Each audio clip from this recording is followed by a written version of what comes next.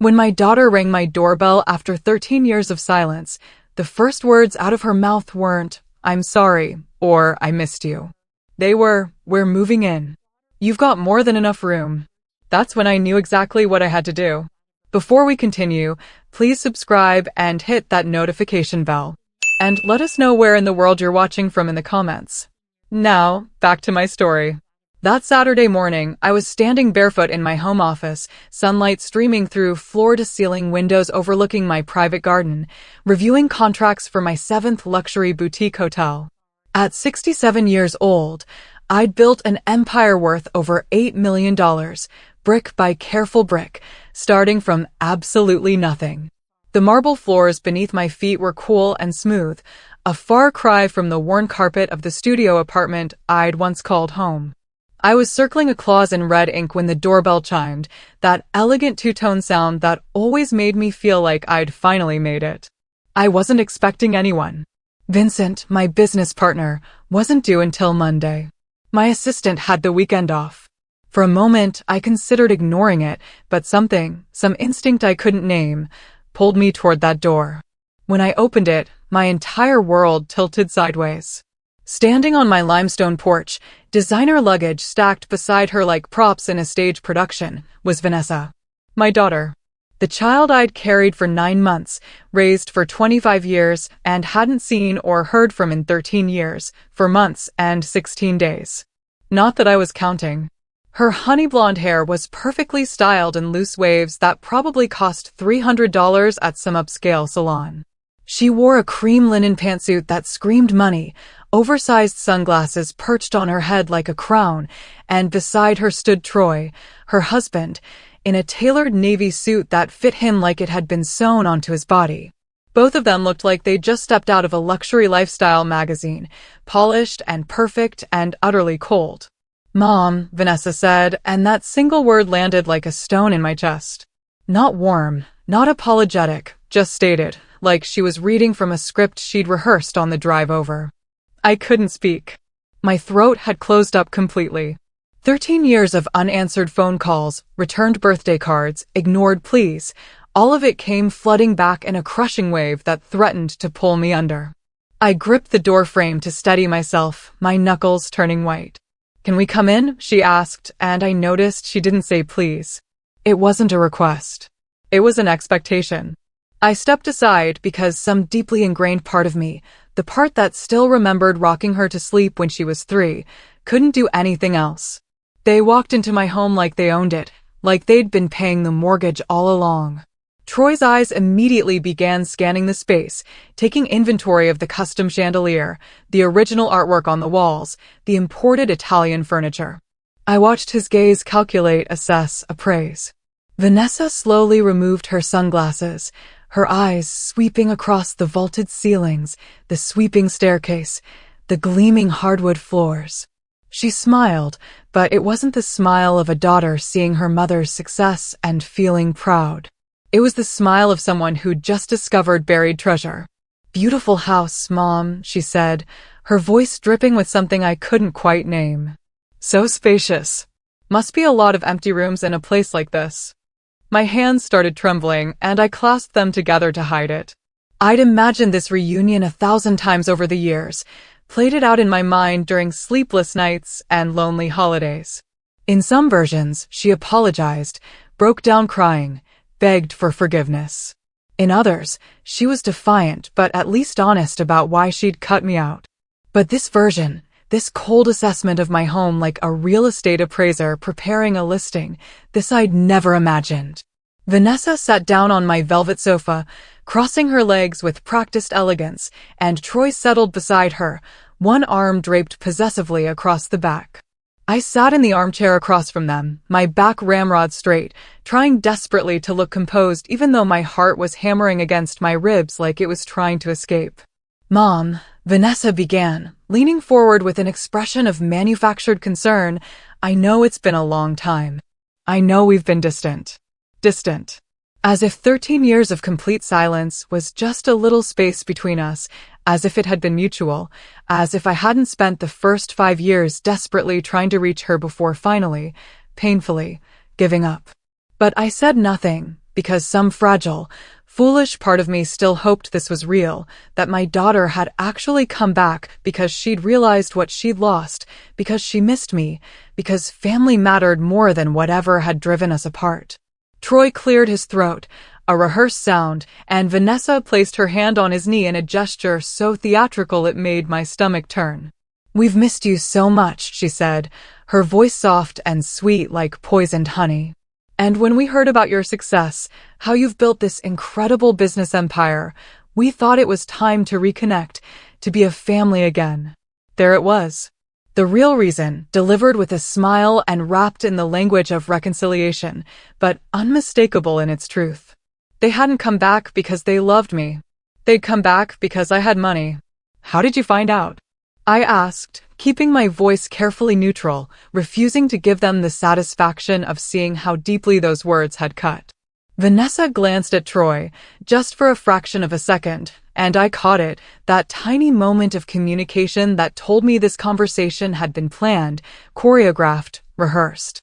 "A friend of mine saw an article about you in Hospitality Today magazine," she said, pulling out her phone and scrolling until she found it. "Senior entrepreneur builds $8 million hotel empire after 60. Carter's luxury retreats, 7 properties, 14 years of success. You're quite the inspiration, Mom." The way she said that last word made my skin crawl. There was no pride in it, no genuine admiration, just a thin veneer covering something darker. "So why are you here?" I asked directly, and I watched Troy stiffen slightly, surprised I wasn't playing along with their little reunion fantasy. Vanessa's smile never wavered, but her eyes hardened just a fraction, like ice forming over water. "We're family, Mom. Families take care of each other." She paused, letting that sink in, watching my face for a reaction. "You're living alone in this enormous house. What if something happened? A fall, a medical emergency. You're not getting any younger." The concern in her voice was so perfectly performed it would have fooled anyone who didn't know her. But I knew my daughter, or at least I'd known the girl she used to be, and I could see the calculation behind every word. Troy leaned forward, his elbows on his knees, his expression serious and sincere in that way salesmen practice in mirrors. "We want to be here for you, Linda. We've talked about it extensively, and we think the best thing for everyone is if we move in.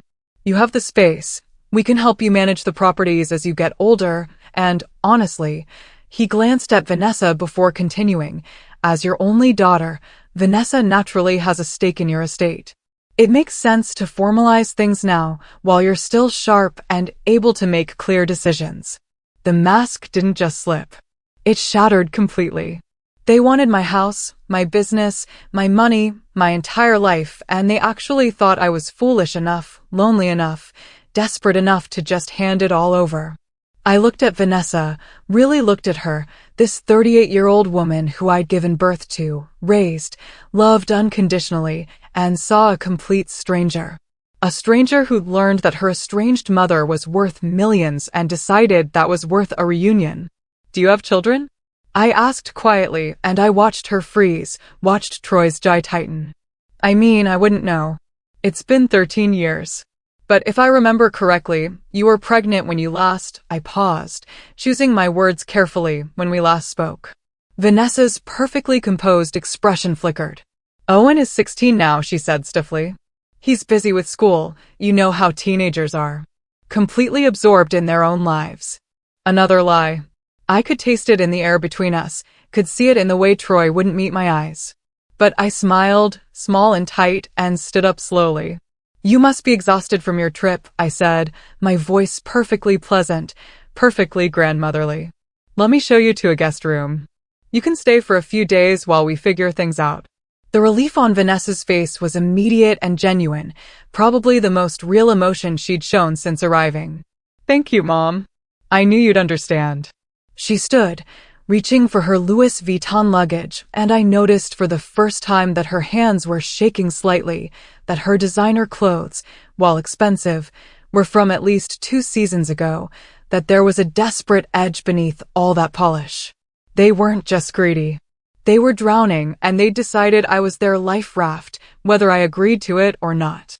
As I led them upstairs to the guest wing, My mind was already racing, cataloging every detail, every inconsistency, every lie. Because the woman they thought they were dealing with, the 67-year-old mother they could manipulate and control, that woman died 13 years ago. She died the day my husband Robert passed away from a sudden stroke at 59, leaving me shattered and alone. She died 3 weeks later when my only daughter, the person I loved most in this world, handed me an eviction notice and told me I had to leave the home where I'd raised her, the home where my husband and I had built our life together.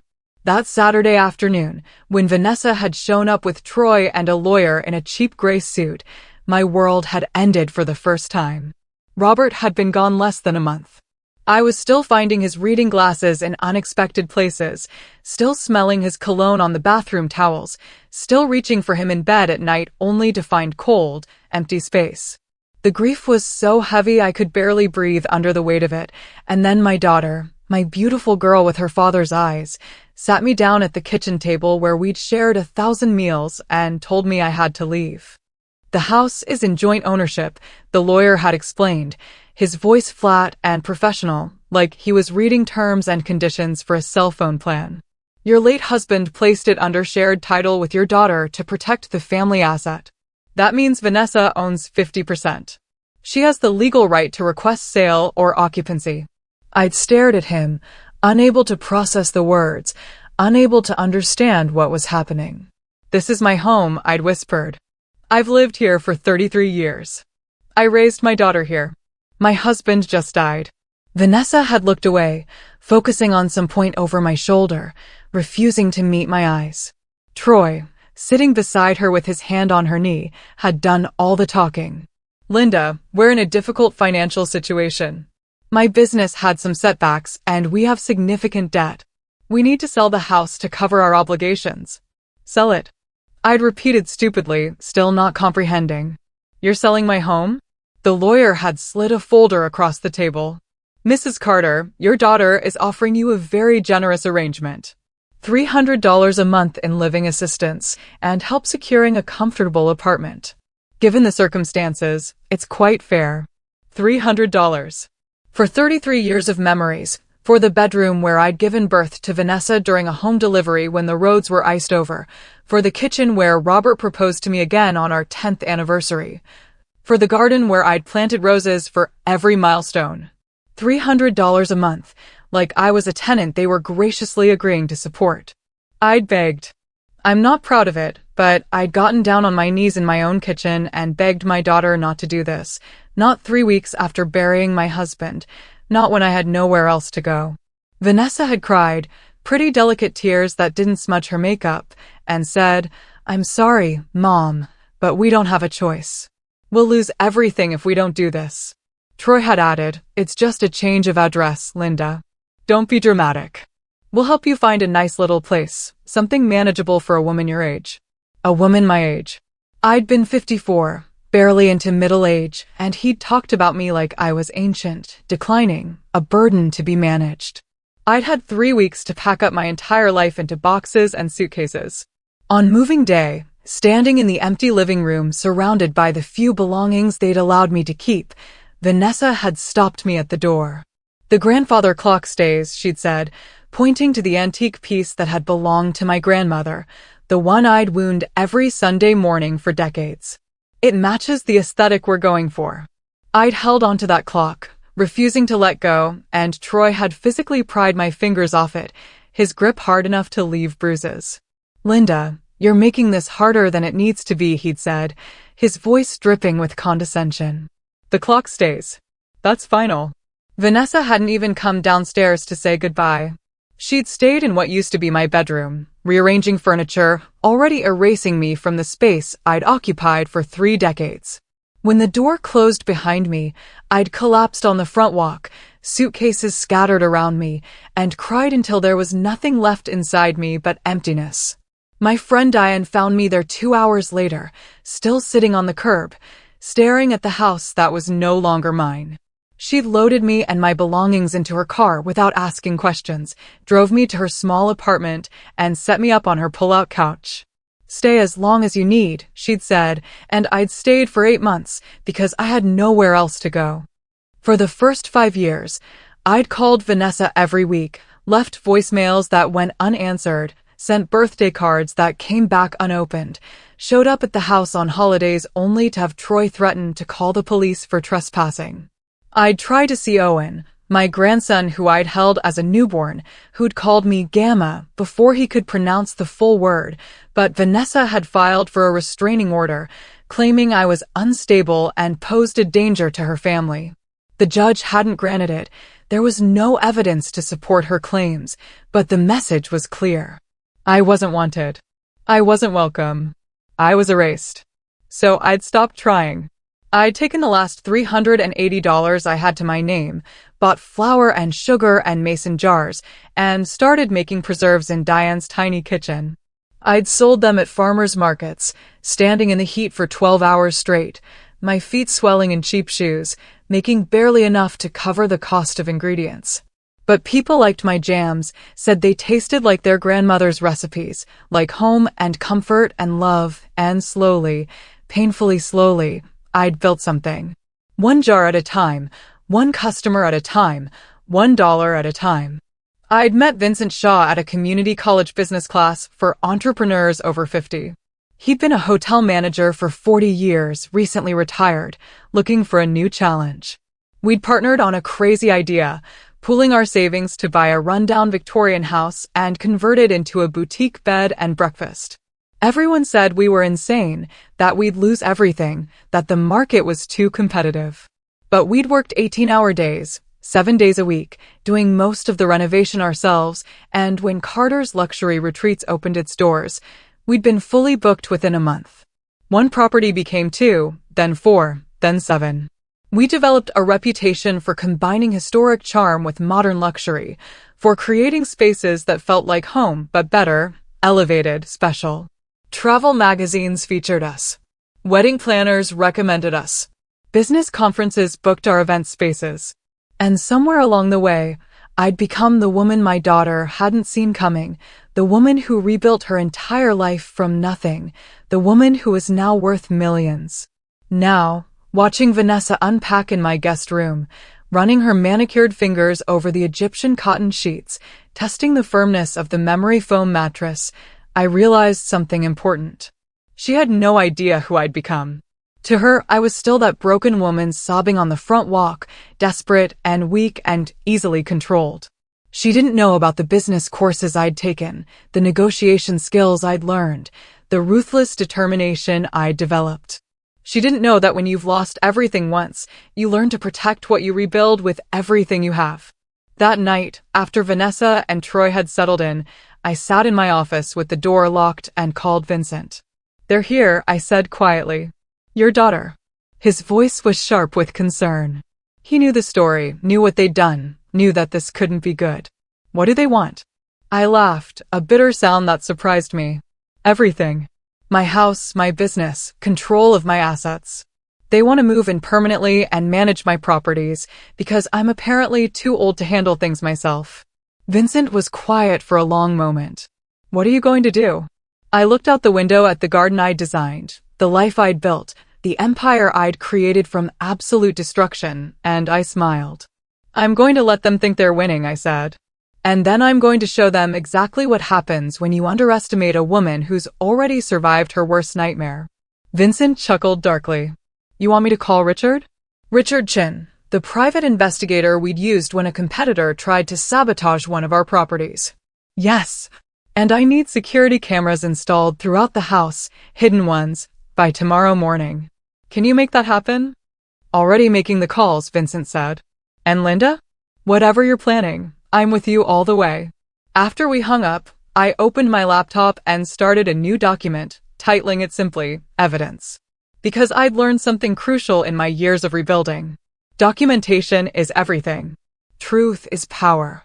And patience, careful strategic patience, wins wars. The cameras were installed by 6 a.m. the next morning.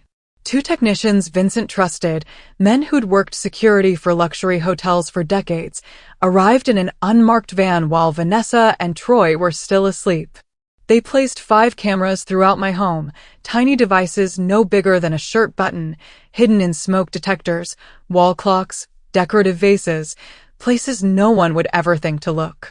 Each one fed directly to a secure cloud server that only Vincent and I could access.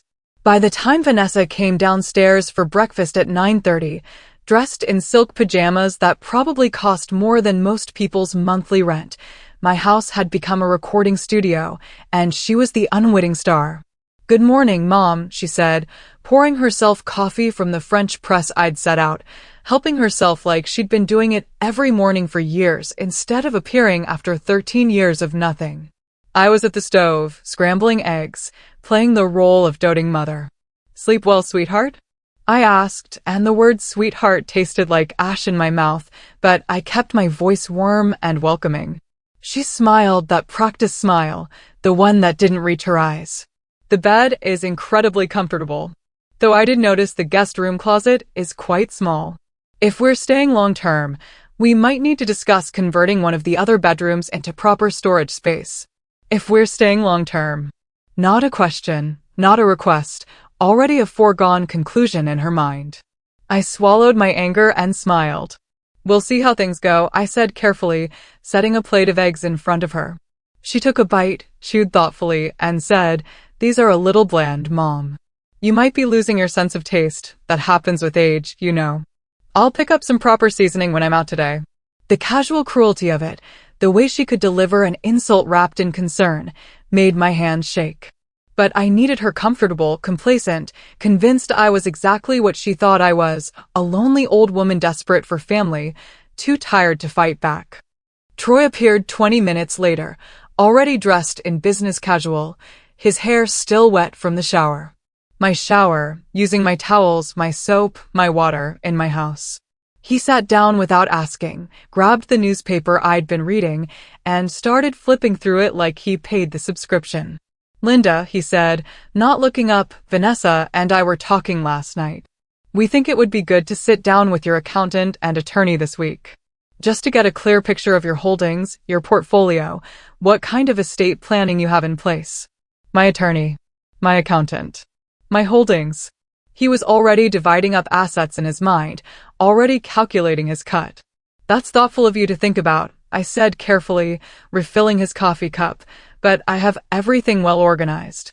My business partner Vincent and I review everything quarterly." Troy's eyes sharpened at the mention of Vincent. "Your business partner. Right. How old is he?" The question wasn't casual. He was assessing threats, trying to determine if Vincent was someone he'd need to work around or neutralize. 73, I said, which was true. What I didn't mention was that Vincent had a mind like a steel trap and the instincts of a corporate shark who'd spent 4 decades navigating the cutthroat hospitality industry. "That's quite elderly," Vanessa interjected, dabbing her mouth with a linen napkin. "Mom, at that age, people start making mistakes. Financial oversights, poor judgment calls. You really should have someone younger reviewing your decisions." Someone like Troy, she meant. Someone they could control. I nodded slowly, let my hand tremble slightly as I lifted my own coffee cup, and said, "You might be right. Sometimes I do feel like things are getting harder to track." The lie came easily, and I watched them exchange a quick glance, a flash of triumph they couldn't quite hide. They thought they were winning. Over the next 3 days, I gave them a masterclass in controlled confusion. I asked Vanessa the same question twice in one afternoon, then apologized for my foggy memory. I called Troy by my late husband's name, then corrected myself with embarrassed laughter. I left my reading glasses in odd places, shuffled through papers on my desk looking for documents that were right in front of me, let my sentences trail off mid-thought as if I'd forgotten what I was saying. And they ate it up like starving dogs at a feast.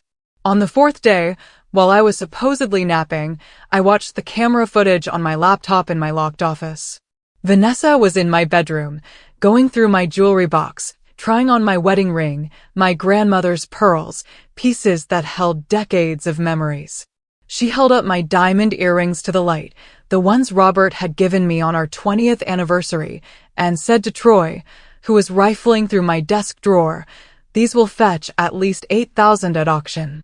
Not "these are beautiful," not "these meant something to mom," but cold calculation of their resale value.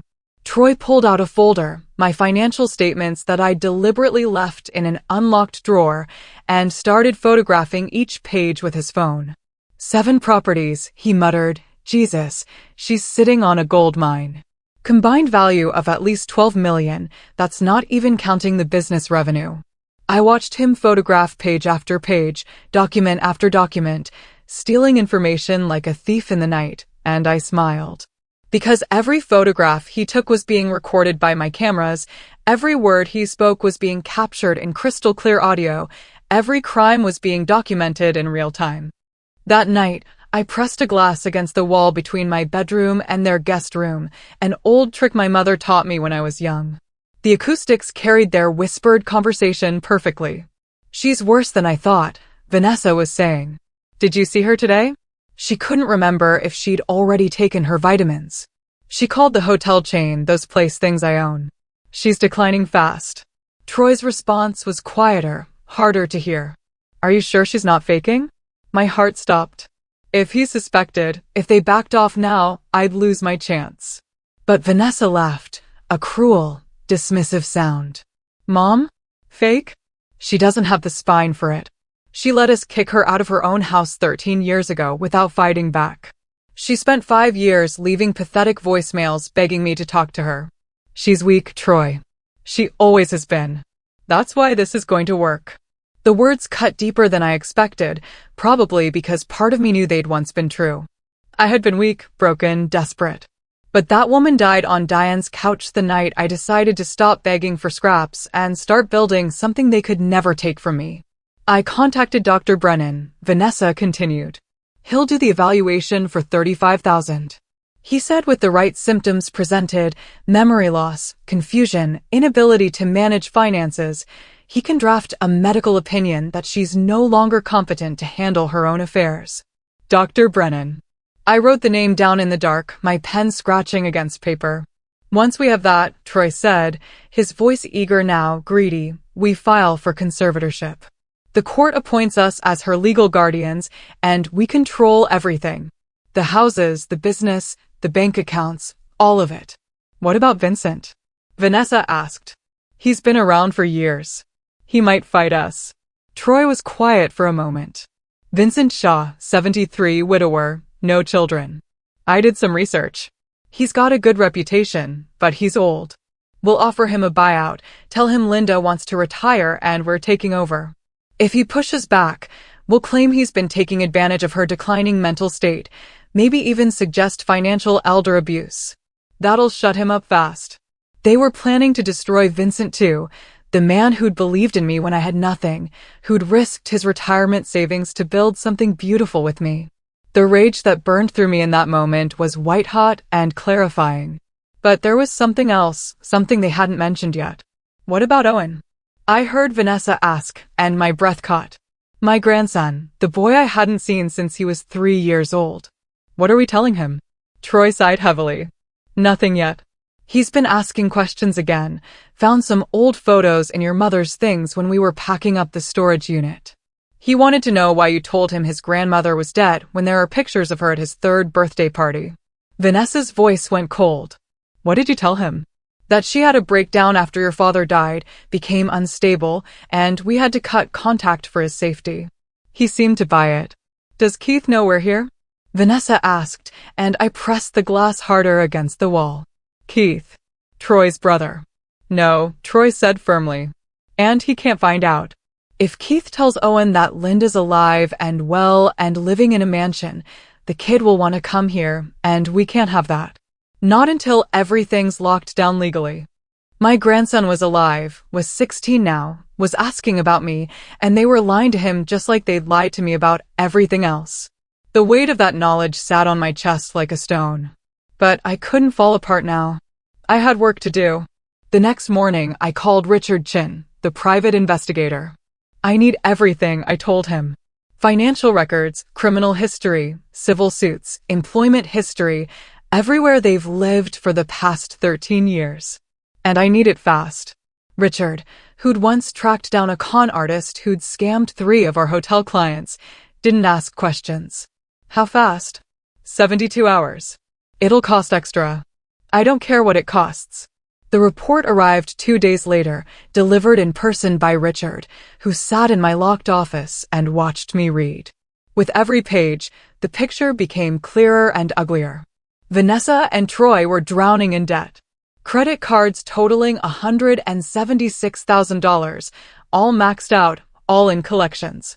A foreclosure on their home 4 months earlier, eviction notice served, all their belongings moved to a storage unit they were 3 months behind on paying for. Troy had been sued by 3 former business partners for fraud and embezzlement, settlements totaling $90,000 that remained unpaid. And there was a criminal conviction I hadn't known about, insurance fraud in 2019, a suspended sentence, but a permanent mark on his record. But the part that made my blood run cold was near the end of the report. Subject's minor child, Owen Carter, age 16, was removed from parental custody on March 14th of this year by Child Protective Services following reports of neglect. The minor was found alone in the family residence for 4 consecutive days while parents were unreachable. Child is currently in the temporary care of Keith Bennett, paternal uncle, while CPS investigation remains ongoing. They'd lost custody of their son. They'd abandoned him for days, and when the state stepped in, they dumped him with Troy's brother and disappeared. And now they were here, trying to steal my money so they could what? Buy back their respectability? Pay off their debts? Start over on my dime? There's more, Richard said quietly, pulling out another folder. I spoke with Keith Bennett. He's been trying to reach Owen's mother for weeks. The kid's struggling, acting out, getting into fights at school. Keith works long hours, can't give him the attention he needs. He's desperate for family support, and Vanessa won't even return his calls. Does Owen know I'm alive? I asked, my voice barely a whisper. Richard shook his head. Keith says the boy was told you died when he was young. Car accident. He has no idea you exist, let alone that you're his grandmother. My hands were shaking so hard I had to set down the folder. 16 years old and believing his grandmother was dead, believing he had no one, while I was here, 40 minutes away, with more than enough room and resources, and love to give him everything he needed. The cruelty of it was breathtaking. Can you find him? I asked. Can you arrange a meeting without them knowing? Richard smiled, the kind of smile that said he'd done this before. I can have him here tomorrow if you want. Tomorrow, I said. Yes, please. That afternoon, Vanessa announced they were hosting a dinner party. Just something small, she said, already on her phone texting invitations to reconnect with family and old friends. Let everyone know we're back together, that we're taking care of you. She wasn't asking permission. She was informing me of what was happening in my own home. Who are you inviting? I asked, trying to sound confused rather than calculating. Oh, just some cousins, a few people from the old neighborhood, my church group. Maybe 30 people? Don't worry, I'll handle all the arrangements. You just need to show up and look happy to see everyone. 30 witnesses to my supposed decline, I realized. 30 people who would see me struggle to remember names, lose track of conversations, appear weak and confused. They were building their case, stacking evidence, preparing for the legal battle they'd wage to steal everything I'd built. What they didn't know was that I was building my own case, brick by brick, recording by recording, and mine was built on truth instead of lies. That night, I reviewed more camera footage. Troy in my office, on my computer, which I deliberately left unlocked with the password written on a sticky note nearby, downloading files. Vanessa going through my closet, trying on my clothes, already treating my belongings like her inheritance. And most damning, a phone call Vanessa made to Dr. Brennan, the corrupt physician they'd hired, speaking loudly enough that the hidden microphone caught every word. I need the paperwork by Friday, she was saying. Symptoms of dementia, short-term memory loss, inability to manage complex financial decisions, confusion about daily tasks. Yes, I understand you haven't actually examined her, but I'm her daughter. I see her every day, and I'm telling you these symptoms are present. She was literally dictating a false diagnosis to a doctor who'd never met me, paying him $35,000 to commit fraud, and she was doing it in my house, using my Wi-Fi, sitting on my furniture. The audacity of it would have been impressive if it wasn't so vicious. But I had it all on tape, every word, every incriminating second, and I saved it to 3 different secure servers because I'd learned the hard way that evidence could disappear if you weren't careful. The next afternoon, a Tuesday, I told Vanessa and Troy I had a routine checkup with my physician and would be gone for a few hours. They barely looked up from the catalogs they were browsing, already picking out furniture to replace mine when they took over. I drove to a small cafe 3 towns over, somewhere they'd never think to look, and waited. At 3:15, Richard arrived with a teenage boy who had Vanessa's eyes and Robert's jawline and absolutely no idea who I was. Owen Carter was tall for 16, lanky in that way teenage boys are when they're still growing into their frames. He wore a faded hoodie and jeans with holes in the knees, carried a backpack covered in band patches, and looked at me with a mixture of confusion and skepticism. "You're Richard's client?" he asked, his voice deeper than I'd expected. "Why did you want to meet me?" I couldn't speak at first. Couldn't push words past the lump in my throat. This was my grandson, my flesh and blood, standing in front of me after 13 years, and he had no idea who I was. "Owen," I finally managed, "my name is Linda Carter."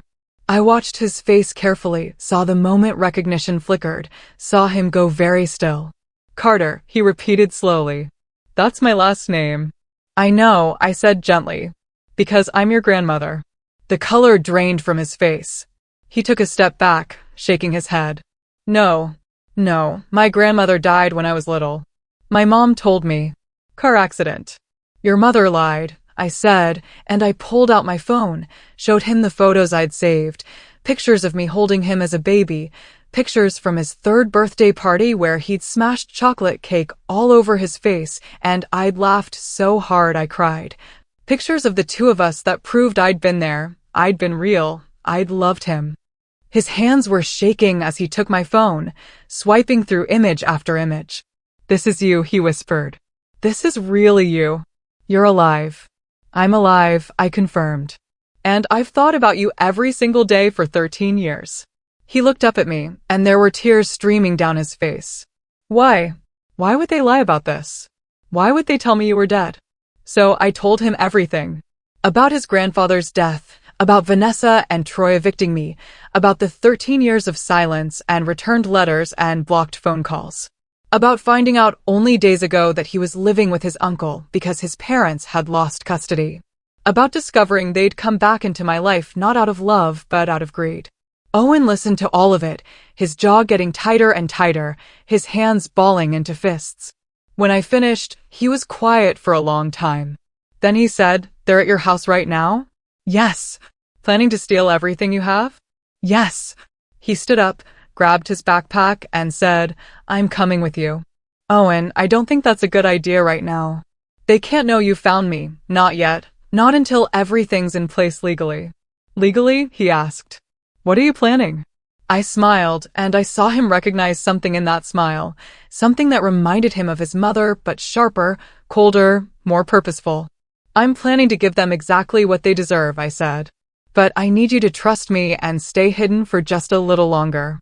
Can you do that?" He thought about it, then nodded. "What do you need me to do?" "I need you to write down everything you remember about your childhood, everything your parents told you about me, every lie they fed you. I need you to document the neglect, the times they left you alone, the days CPS came. I need your truth, Owen, because truth is the most powerful weapon we have." He pulled out his phone right there in the cafe and started typing. "They used to leave me alone all the time," he said, his voice shaking. "Sometimes for whole weekends. They'd say they were on business trips, but Uncle Keith told me they were at casinos, that my dad had a gambling problem. When I was 14, they forgot my birthday completely. I waited all day for them to come home, baked myself a cake from a box mix, and they didn't show up until 2 days later. Every word he spoke was another nail in their coffin, and I documented all of it, recorded our conversation with his permission, built my case stronger and stronger. Before we left the cafe, Owen asked, "Grandma, and that word, that beautiful word I'd waited 13 years to hear again, nearly broke me. Are they going to jail?" "I don't know yet," I said honestly. but they're going to face consequences. Real ones. The kind they can't charm or lie their way out of. He hugged me then, this boy who was nearly a man, and whispered, "Thank you for not forgetting about me." "Never," I whispered back. "Not for a single second of a single day." I drove him back to Keith's house, made contact with Keith, who turned out to be a decent man overwhelmed by a situation he hadn't asked for, and arranged everything with my attorney Raymond Cole. "I need emergency custody filing," I told Raymond over the phone that evening. "The parents have an active CPS case, documented neglect, and I can provide a stable home and financial support." "How fast can you move on this?" Raymond asked. "I need it filed by Friday." "That's aggressive, Linda." "They're planning to file for conservatorship over me on Monday based on fraudulent medical evidence. I need Owen legally protected before they can use him as leverage." Raymond was quiet for a moment, then said, "Send me everything you have." "And Linda? This is going to get ugly."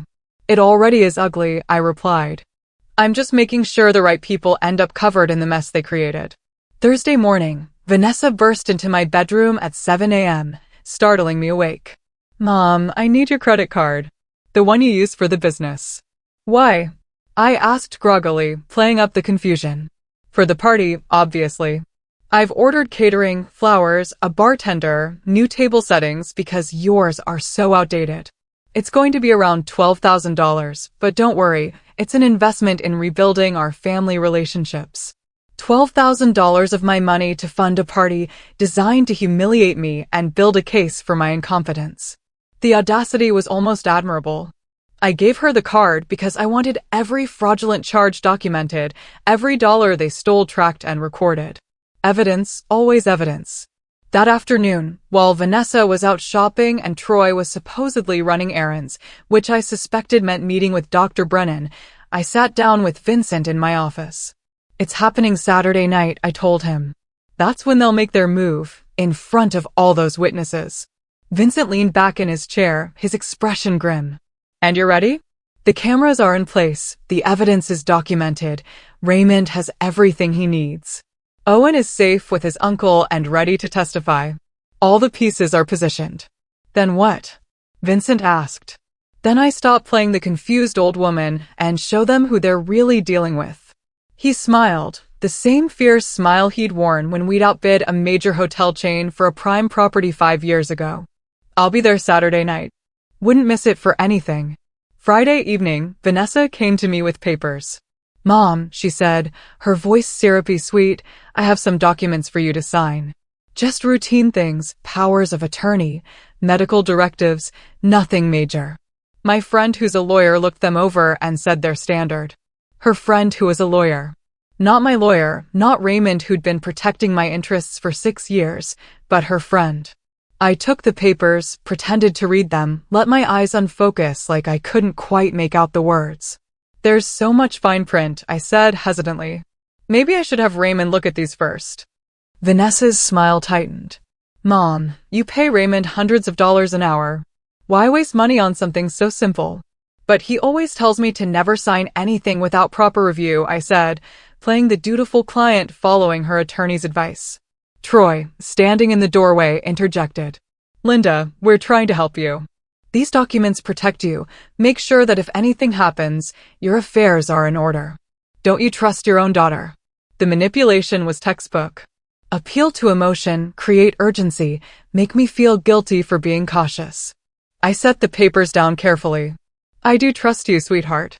I just think with something this important, we should do it properly. Let me call Raymond tomorrow and set up a meeting for all of us next week." I watched Troy's jaw clench, watched Vanessa's eyes flash with frustration. They wanted those signatures now, before the dinner party, before anyone could intervene. "Fine," Vanessa said tightly. "But Mom, honestly, this kind of hesitation, this inability to make simple decisions, it's exactly what we're worried about.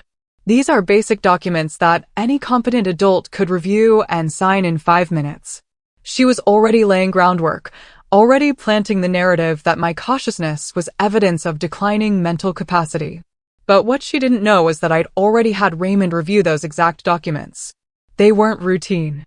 They gave Vanessa and Troy complete control over my finances, my medical decisions, my property.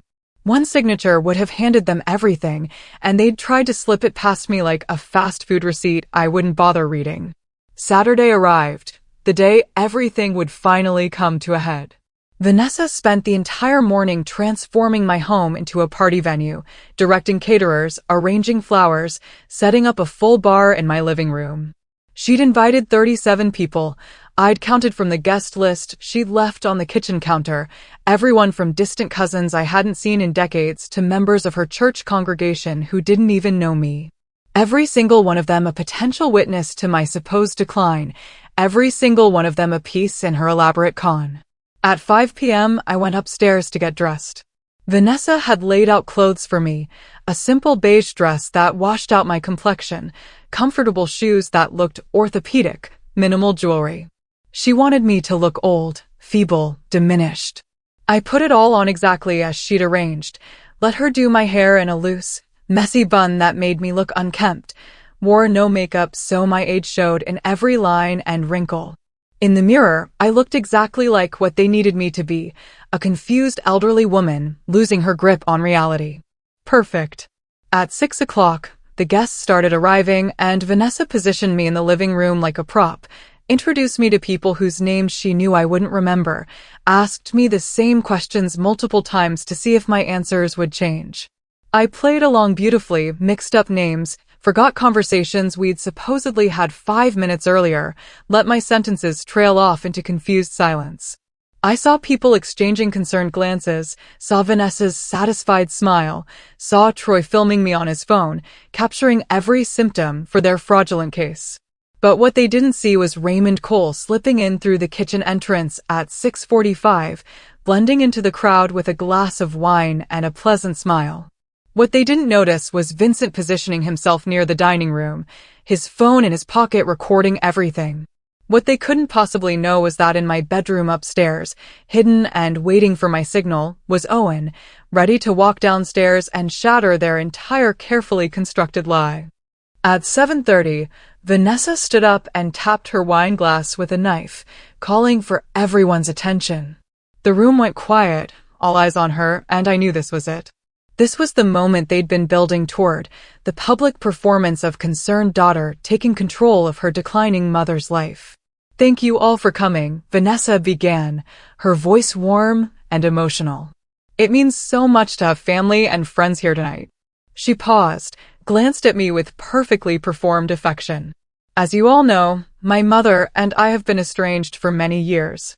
That was my fault, my pride, my mistakes, and I've regretted it every single day." The lies flowed so smoothly you'd think she actually believed them. But recently, when I learned about her success, about everything she'd built, I knew I had to come back. "Not for the money," she added quickly, reading the room, but because I realized she was facing all of this alone, and I couldn't let my mother navigate her golden years without family support. People were nodding, moved by her speech, and I sat there looking confused and overwhelmed, exactly as she needed me to be. "The thing is," Vanessa continued, her voice dropping to something more serious, more concerned, "I've noticed some troubling changes in Mom's behavior. Memory issues, confusion about daily tasks, difficulty managing her business affairs. At first, I thought it was just normal aging, but it's become clear that she needs help, real help, the kind that only family can provide." Troy stood up, joining her, a united front. "That's why we're making this announcement tonight, in front of all of you, because we want everything to be transparent and above board. Vanessa and I are moving in permanently to care for Linda. We'll be taking over day-to-day management of her properties to ensure everything runs smoothly while she focuses on her health." The room was silent, everyone watching me for my reaction, and I let my face crumple, let my hands shake, let tears fill my eyes like I was overwhelmed by their generosity. But inside, I was ice-cold and calculating, counting down the seconds until I destroyed them completely. With that in mind, Vanessa said, pulling out the documents I'd refused to sign yesterday, "We'd like to make it official tonight. Mom has agreed to sign powers of attorney and medical directives, and we thought having all of you here as witnesses would be the perfect way to celebrate this new chapter in our family." She brought the papers to me, set them on the coffee table, handed me a pen, and smiled expectantly. 37 witnesses watching, Troy filming, everyone waiting for me to sign my life away. I picked up the pen with trembling fingers, held it over the signature line, and then very carefully, very deliberately, set it down. Before I sign anything, I said, and my voice wasn't confused anymore, wasn't weak or trembling, but clear and strong and perfectly confident, I have something to say. The room went absolutely still. Vanessa's smile froze. Troy's phone hand dropped slightly. And I stood up, looked my daughter straight in the eye, and asked the question that I want all of you to consider. When someone tries to rob you of everything you've built, using your own love against you as a weapon, how far are you willing to go to protect what's yours? Because what I did next would answer that question in ways that would haunt us all. I stood in my living room, surrounded by 37 witnesses who'd come expecting a heartwarming family reunion, and I watched the color drain from my daughter's face as she realized something had gone terribly wrong with her carefully scripted performance. Before I sign anything, I repeated, louder this time so everyone could hear, I think everyone here deserves to know the truth about why my daughter really came back after 13 years of silence.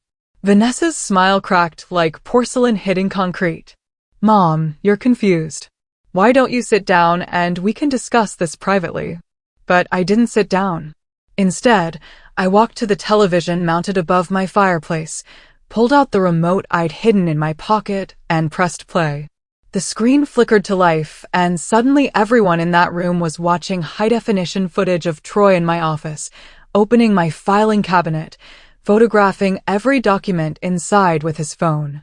The timestamp in the corner showed it was from 3 days ago, 2 o'clock in the afternoon, when he'd told me he was out running errands.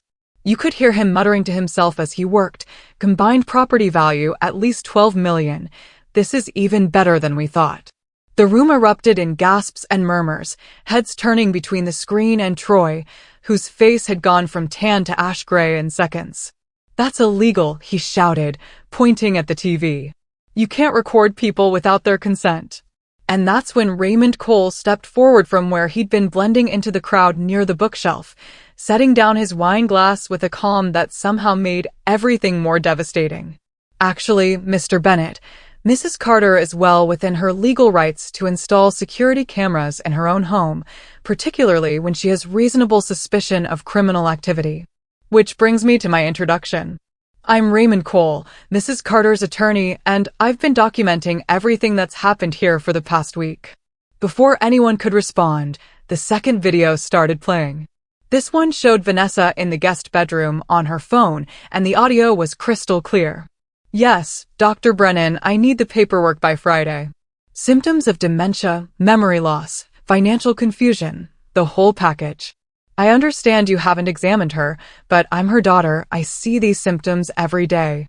Her voice, cold and calculating, filled my living room, and I watched my daughter's carefully constructed facade shatter completely. How much did you say? 35,000? That's fine. Once we have access to her accounts, I'll transfer it immediately. The silence that followed was deafening. Vanessa's church friend Claudia stood up, her face twisted with disgust. You told us your mother was declining, that she needed help. You made us complicit in this fraud. Other guests were already gathering their coats, their purses, backing toward the door like they couldn't get away fast enough from the contamination of what they'd almost witnessed. But I wasn't done. Not even close. I know what you're all thinking, I said, addressing the room calmly. You're wondering how a daughter could do this to her own mother. So let me tell you a story about family, about love, about what happens when greed becomes more important than blood. I turned to face Vanessa directly, and 14 years of pain and rage and grief finally had somewhere to go. 13 years ago, 3 weeks after my husband died, my daughter and her husband came to my home with a lawyer and told me I had to leave. The house was in joint ownership, they needed to sell it to pay off debts, and I had exactly 3 weeks to pack up 33 years of my life and get out. People were staring at Vanessa now, and she was shaking her head, tears streaming down her face, but I didn't care if they were real or performative anymore. I begged, I continued, my voice steady despite the emotion threatening to choke me. I got on my knees in my own kitchen and begged my only child not to make me homeless 3 weeks after burying my husband. Do you know what she said? I paused, let the question hang there. She said I was being dramatic, that it was just a change of address. She took my grandmother's antique clock because it matched her aesthetic. She called the police when I tried to visit my 3-year-old grandson. She told him I was dead. That last part caused audible shock, gasps and whispers spreading through the remaining crowd. Vanessa was crying harder now, reaching for me. Mom, please, you don't understand. We were desperate. We had no choice. No choice. I repeated, and my voice could have cut glass. I was desperate too. I lived on a friend's couch for 8 months. I sold homemade jam at farmers markets for 12 hours a day in 100-degree heat just to afford a studio apartment. I rebuilt my entire life from nothing with $380 and a dream. You had the same choice I did. The difference is, I chose to work for what I wanted instead of stealing it from someone who loved me. The third video started playing, the one that would destroy whatever sympathy she might have salvaged. It showed Vanessa and Troy in their bedroom, whispering, and you could hear every word. What about Owen? The court's asking questions. That was Troy's voice. Vanessa's response was ice cold. Keith can keep him until this is done. Once we have the money, we'll deal with getting him back. He's asking about his grandmother, says he found old photos. Tell him she's dead. He believed it before. I watched my daughter's face as she heard her own voice, her own words, played back for a room full of witnesses. Watched her realize that there was no explanation, no justification, no performance that could save her now. That's my grandson you're hearing, I said to the room. Owen Carter, 16 years old, who was removed from their custody by Child Protective Services 4 months ago for neglect. He spent 4 days alone in their house with no food, no supervision, while they were unreachable. He's been living with his uncle, believing he has no other family, because these two told him his grandmother died in a car accident when he was 4. Vanessa's sister, who I hadn't seen in over a decade, stood up from where she'd been sitting near the back. Is this true, Vanessa? You lost custody of your son. When Vanessa didn't answer, just stood there crying silently, her sister grabbed her purse and headed for the door. I can't believe I came here. I can't believe I almost supported this. The exodus began in earnest then, guests filing out with mumbled apologies in my direction and horrified looks at Vanessa and Troy. Within 5 minutes, the room had cleared of everyone except family, and by family I mean Raymond, Vincent, the 2 sheriff's deputies who'd been waiting outside on Raymond's signal, and the 2 people who'd tried to destroy me. Vanessa Carter and Troy Bennett, Raymond said, his voice formal now, official, you are currently under criminal investigation for fraud, attempted financial exploitation of an elderly person, conspiracy to defraud, and forgery of medical documents. These officers are here to serve you with a restraining order effective immediately and a summons to appear in court. One of the deputies, a tall woman with kind eyes and an expression that said she'd seen this too many times before, stepped forward with paperwork. You have 24 hours to remove your belongings from this residence. You are prohibited from coming within 500 feet of Linda Carter or Owen Carter. Any violation will result in immediate arrest. Troy found his voice finally, and it came out strangled, desperate. Owen? Why would we be prohibited from seeing our own son? Because, I said quietly, as of 4 o'clock this afternoon, I have emergency temporary custody of my grandson. The hearing for permanent custody is scheduled for next Friday, and given your documented neglect, your fraudulent behavior, and the testimony Owen is prepared to give, I don't think you'll be getting him back. Vanessa made a sound like a wounded animal, collapsed onto my couch, the same couch she'd been sitting on an hour ago planning to steal everything I owned, and sobbed. You can't do this. He's my son. You can't take my son. You took him from me first, I said, and I was surprised by how calm I sounded, how steady. You told him I was dead. You erased me from his life. You abandoned him for days at a time. You lost custody all on your own, Vanessa. I'm just making sure he has somewhere safe to land. Troy tried a different approach, anger replacing desperation. This is revenge, pure and simple. You're a vindictive old woman who can't accept that we needed help.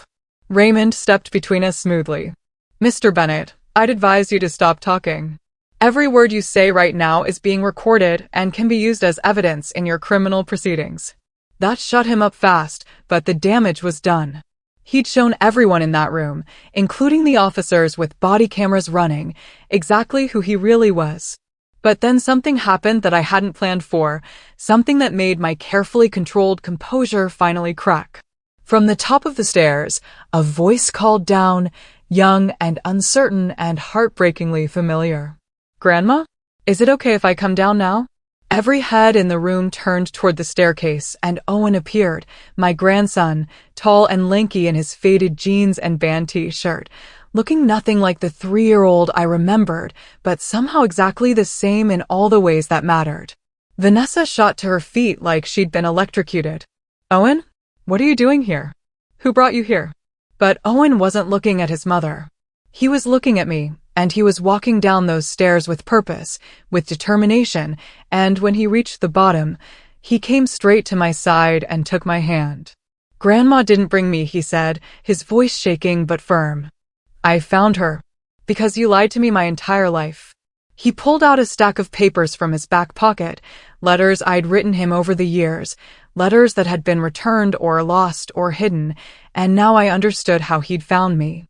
"You told me she was dead," he continued, his voice getting stronger with every word. "You told me she died in a car accident when I was 4.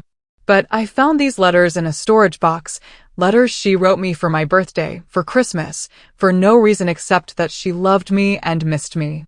And I knew you'd lied about everything." Vanessa was crying so hard she could barely speak. "Owen, sweetheart, you don't understand. It was complicated. She was sick, she was dangerous, we were protecting you."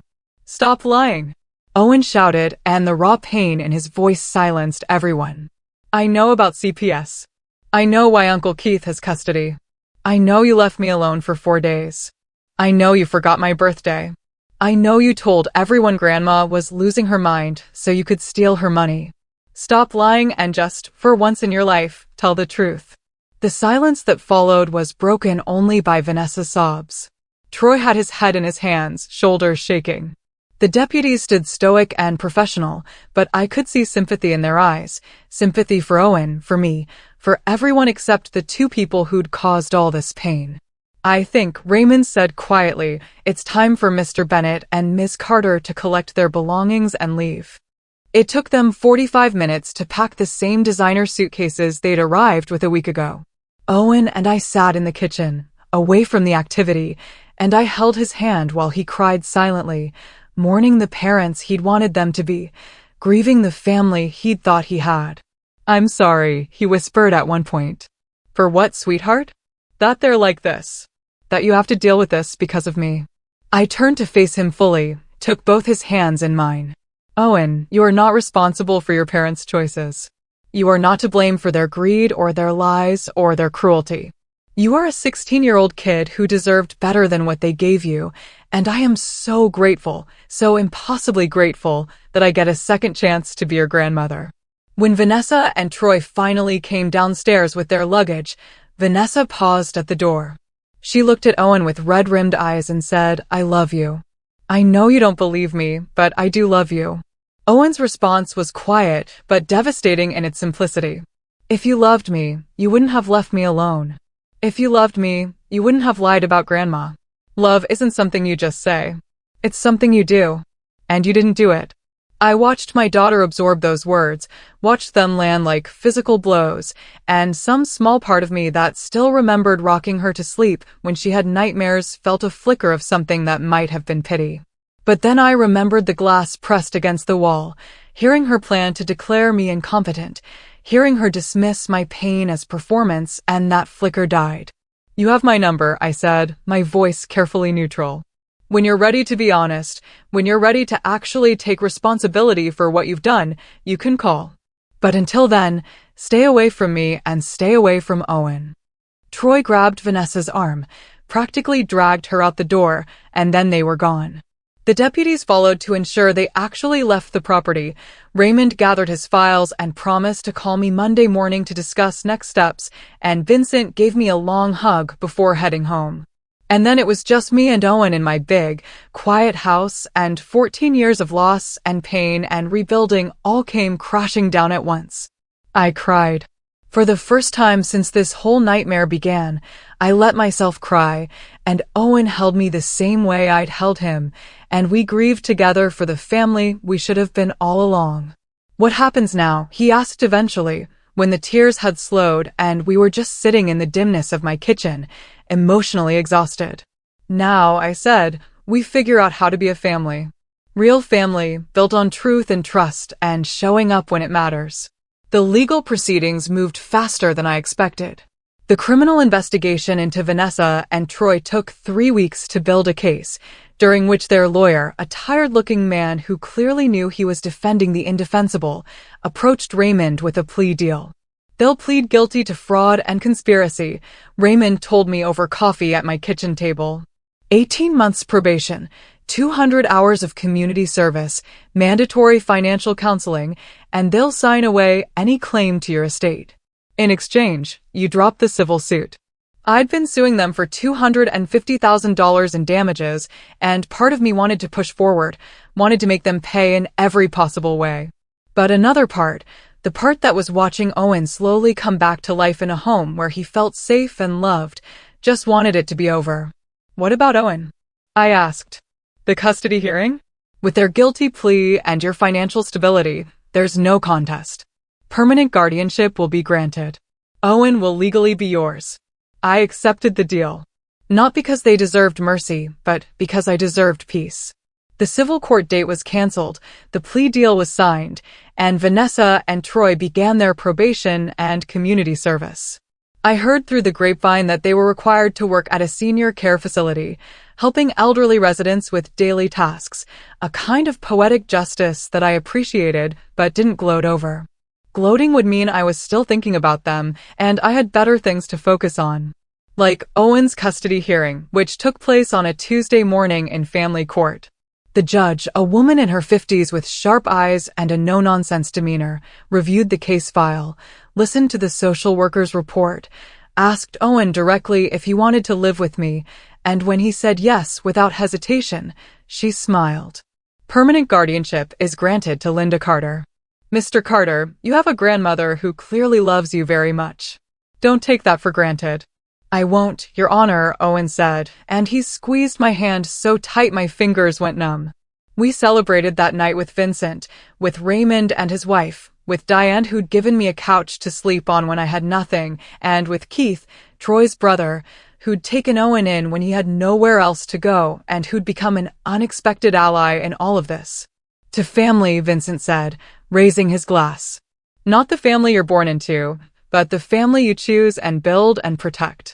We all drank to that, and I looked around my dining room at these people who'd shown up, who'd stood by me, who'd helped me fight, and I realized that I'd built something far more valuable than an $8 million business empire. I'd built a tribe. The months that followed were a study in healing. Owen started therapy to process the abandonment and neglect, and I went with him sometimes, working through my own pain about Vanessa, about the daughter I'd lost long before she showed up at my door. He threw himself into school, made honor roll his first semester living with me, joined the soccer team, brought friends over who ate everything in my refrigerator and filled my house with laughter and noise.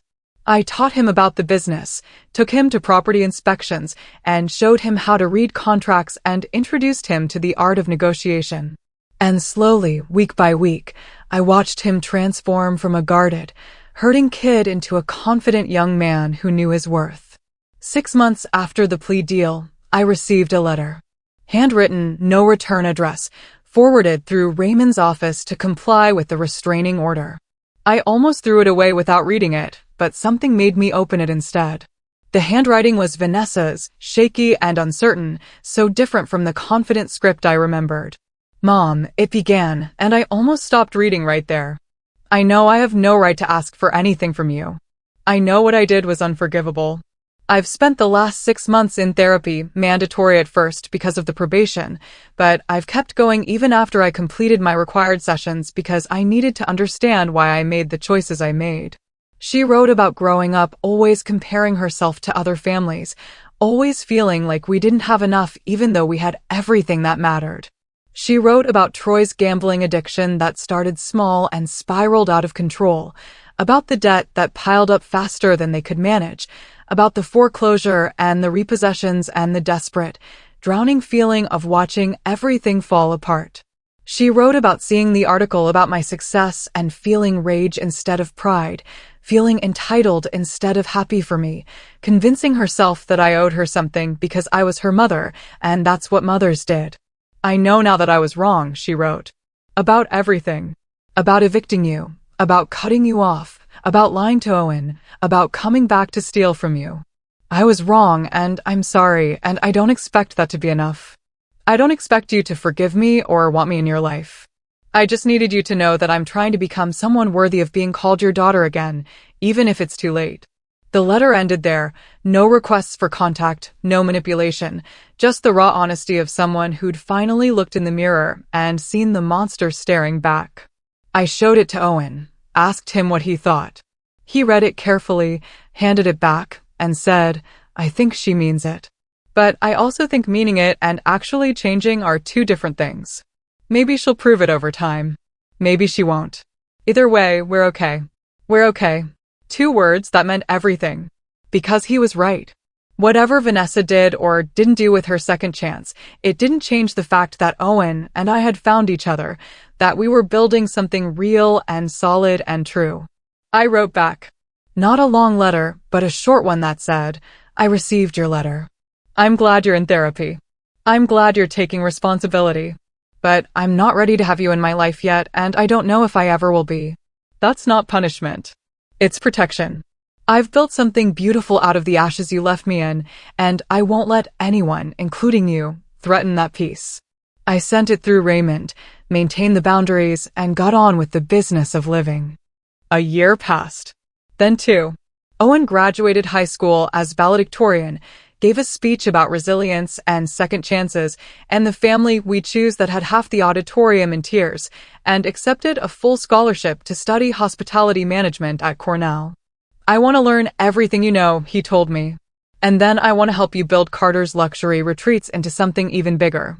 We were up to 12 properties now, revenue approaching $15 million annually, and the business magazines that had once called me a curiosity, the woman who started over after 60, now called me a visionary.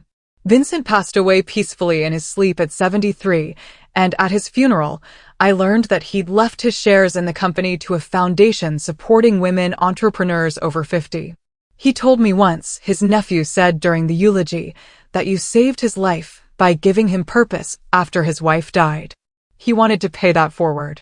I cried through the entire service, mourning a friend and partner and believer who'd seen potential in a broken woman selling jam at a farmer's market. On the 2nd anniversary of Owen coming to live with me, we were sitting on the porch of my flagship hotel, watching the sunset, when his phone buzzed with a text. He looked at it, went very still, and said, "It's from Mom. She's asking if I'd be willing to meet her for coffee.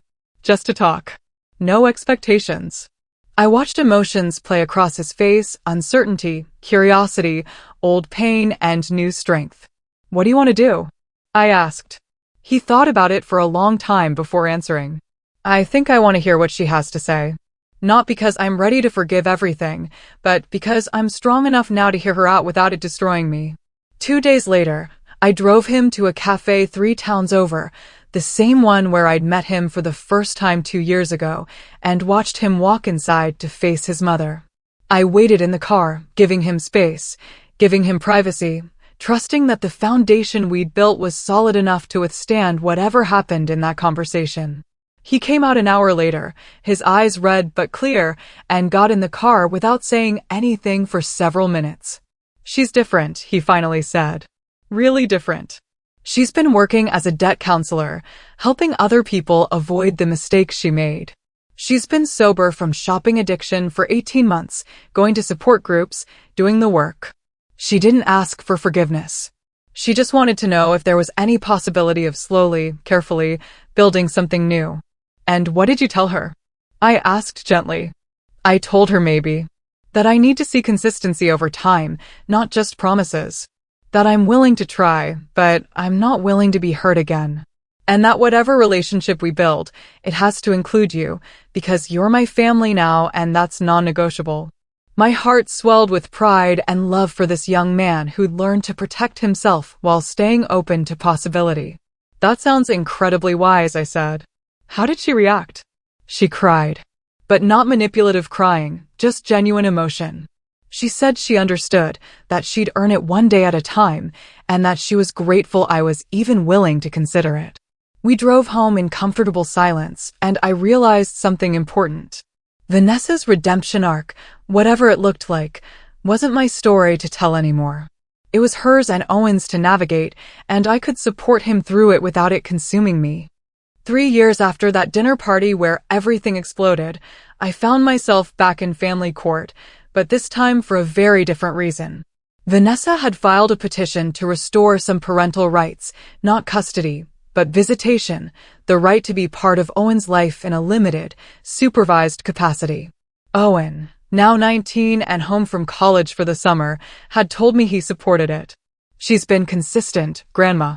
2 years of weekly therapy sessions. She sends me letters, but doesn't pressure me to respond. She's paid back some of the money she owed to her other creditors. She's rebuilt her life without asking us for anything. The judge reviewed the case, the testimony from Owen's therapist, the reports from Vanessa's counselor, the documentation of her changed behavior, and granted supervised visitation.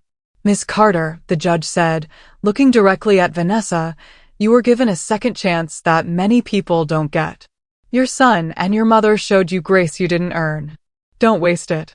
I won't, Your Honor, Vanessa said, and she looked at Owen with such raw gratitude it was almost painful to witness. Thank you for believing I could change. That afternoon, the three of us had coffee together for the first time in over a decade, really together, really talking. It was awkward and uncomfortable and occasionally painful, but it was also real. Vanessa didn't make excuses. She owned what she'd done, acknowledged the harm, and asked how she could help repair it. I can't undo the past, she said quietly. I can't give you back the years I stole or take away the pain I caused. All I can do is show up differently now and hope that over time, you'll see that I've changed. Time will tell, I said, and I meant it. Because forgiveness isn't a moment, it's a process. It's choosing every day to release the poison of bitterness, to protect your peace, to build something better than what was broken. And whether Vanessa continued this trajectory or fell back into old patterns, I knew I'd be okay. Because I'd survived the worst she could do to me, and I'd come out stronger, richer, more whole than I'd ever been. So, let me ask you something, because I think this is the question that really matters at the end of any story about betrayal and redemption. When someone who destroyed you shows genuine remorse and puts in real work to change, do you owe them forgiveness? Or is protecting your hard-won peace more important than giving second chances? There's no right answer, only the answer that lets you sleep at night and wake up with purpose. For me, the answer was boundaries. Clear, firm, uncompromising boundaries that said you can be in my orbit, but you'll never be close enough to hurt me again. For Owen, the answer was cautious optimism, a willingness to build something new while never forgetting what was destroyed. And for Vanessa, well, her answer was showing up consistently, proving through actions rather than words that people can change if they're willing to do the hard work. 5 years after that doorbell rang and changed everything, I'm 72 years old, running a hospitality empire worth over $20 million, and raising a grandson who's become my greatest pride and accomplishment. Owen just finished his junior year at Cornell with a 4.0 GPA. He's interning with a major hotel chain this summer, and he still comes home every weekend to help me review contracts and plan our next expansion. Vanessa is part of our lives in a limited way, birthday dinners and occasional coffee dates, always supervised, always bounded by clear expectations. She's proven her consistency, but she's also accepted that she'll never get back what she lost, and somehow that acceptance has made what we do have possible. The scars remain. There are still moments when I see her reach for Owen and feel my chest tighten with protective rage, still days when the memory of her cold calculation as she planned to steal everything I'd built makes me want to revoke every bit of grace I've extended. But then I remember something my therapist told me. Holding on to anger is like drinking poison and expecting the other person to die. You survived. You rebuilt. You won. Don't let her live rent-free in your head by staying bitter about what she tried to take. So I choose peace. Every day, I wake up and choose peace. I choose to focus on the grandson who calls me every night from college just to say goodnight. I choose to invest in the business that saved my life by giving me purpose. I choose to mentor other women over 50 who are rebuilding after loss, sharing my story so they know it's never too late to start over. I choose to remember that revenge isn't about destroying the people who hurt you. It's about building a life so beautiful they can't touch it. And I want to leave you with this. If you're watching this video, if this story resonated with you, chances are someone has betrayed you too. Someone you trusted took advantage of that trust. Someone you loved used that love as a weapon. Maybe it was a family member, maybe a business partner, maybe a friend. And you're sitting there wondering if you're crazy for still feeling the pain, for still being angry, for wanting justice or revenge or just acknowledgement that what they did was wrong. I'm here to tell you that your pain is valid. Your anger is justified.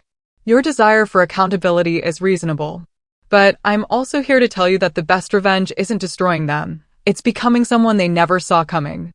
It's taking the broken pieces of your life and building something so magnificent that when they finally realize what they lost, it takes their breath away.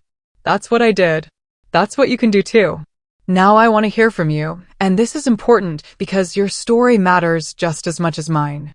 In the comments below, tell me, what's the line between forgiveness and protecting your peace? If someone who betrayed you showed genuine change, would you let them back in your life? And if so, what would they have to prove? Or are there some betrayals that are simply unforgivable, where the only healthy response is permanent distance? Share your truth because someone else watching this needs to hear that they're not alone in struggling with this question. And if this story helped you in any way, if it gave you hope or validation or just the relief of knowing someone else survived what you're going through, hit that like button. Subscribe to this channel because I share stories like this every week. Real stories about real people navigating the hardest moments of their lives and coming out stronger. Turn on notifications so you never miss when I post because trust me, the stories get even more intense from here. Share this video with someone who needs to hear it. Maybe it's a friend who's dealing with family betrayal. Maybe it's someone rebuilding after loss. Maybe it's just someone who needs to be reminded that it's never too late to start over and that survival is the best revenge. Most importantly, remember this. You are not defined by what was done to you. You're defined by what you choose to build afterward. And if a 67-year-old woman who lost everything could build an empire from $380 and a dream, then you can absolutely rebuild your life into something extraordinary too. The question isn't whether you can survive what broke you. The question is, what will you build from the pieces? I'll be here waiting to hear your answer. Thank you for listening to my story, and thank you for being here.